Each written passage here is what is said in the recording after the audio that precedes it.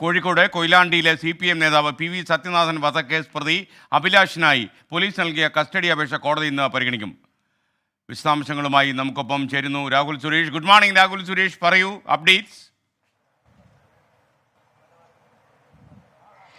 SKN very good morning. Sathyanath കൊലപാതകത്തിന്റെ ചുരുളഴിക്കുകയാണ് പോലീസിന്റെ ലക്ഷ്യം. 5 ദിവസത്തെ കസ്റ്റഡി അപേക്ഷയാണ് നിലവിൽ പോലീസ് സമർപ്പിച്ചിട്ടുള്ളത്. കൊയിലാണ്ടി ഫസ്റ്റ് ക്ലാസ് മജിസ്ട്രേറ്റ് കോടതിയായിരിക്കും ഈ കസ്റ്റഡി അപേക്ഷ ഇന്ന് പരിഗണിക്കാൻ പോകുന്നത്. ഒരുപക്ഷെ ഉച്ചയ്ക്ക് മുമ്പേ ഈ കേസ് പരിഗണിക്കുകയാണെങ്കിൽ, കസ്റ്റഡി അനുവദിക്കുകയാണെങ്കിൽ വൈകിട്ടോടുകൂടി പ്രതിയെ പോലീസിന് ലഭിക്കാനുള്ള സാധ്യതയാണ് ഉള്ളത്. പ്രധാനമായും തെളിവെടുപ്പാണ് പോലീസിന് മുന്നിലുള്ളത്. ഇന്ന് തന്നെ കസ്റ്റഡി അനുവദിക്കുകയാണെങ്കിൽ ഈ കൊലപാതകം നടന്ന ക്ഷേത്രത്തിൽ ഇന്ന് തന്നെ പ്രതിയെ എത്തിച്ച് തെളിവെടുപ്പ് ഉൾപ്പെടെ നടത്താനാണ് പോലീസിന്റെ നിലവിലെ തീരുമാനം. കൊലപാതകത്തിന് ഉപയോഗിച്ച കത്തി ഉൾപ്പെടെ കഴിഞ്ഞ ദിവസം കണ്ടെത്തിയിരുന്നു. ഈ കൊലപാതകം നടത്തിയ അന്ന് തന്നെ ഈ കത്തി ഉൾപ്പെടെ കണ്ടെത്താൻ പോലീസിന് സാധിച്ചിട്ടുണ്ട്. ഇനി പോലീസിന്റെ മുന്നിലുള്ളത് തെളിവെടുപ്പും അതോടൊപ്പം ഈ പ്രതിയെ കൂടുതലായി ചോദ്യം ചെയ്യുന്നതും ഉൾപ്പെടെയുള്ള കാര്യങ്ങളാണ്.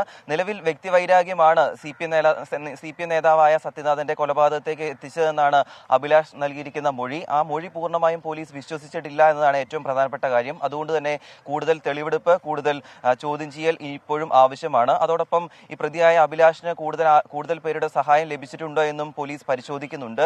അങ്ങനെ തെളിവെടുപ്പ് ഇന്നുണ്ടാകാനുള്ള സാധ്യത എന്തായാലും കാണുന്നുണ്ട്. അതോടൊപ്പം തന്നെ റൂറൽ SP-യുടെ നേതൃത്വത്തിലുള്ള 14 അംഗ സംഘമാണ് CPM നേതാവായ സത്യനാഥന്റെ കൊലപാതകം അന്വേഷിക്കുന്നതും. Okay, thank you Rahul Suresh. Jayakumar ji ചോദിക്കുന്നു, എന്താ SKN കമ്മ്യൂണിസ്റ്റ് പാർട്ടി ചാനലും നിങ്ങളും തമ്മിലുള്ള വ്യത്യാസം എന്ന് ചോദിക്കും. ജയകുമാർ, നമ്മുടെ ചാനൽ SKN ഉണ്ട്, അവിടെ SKN ഇല്ല.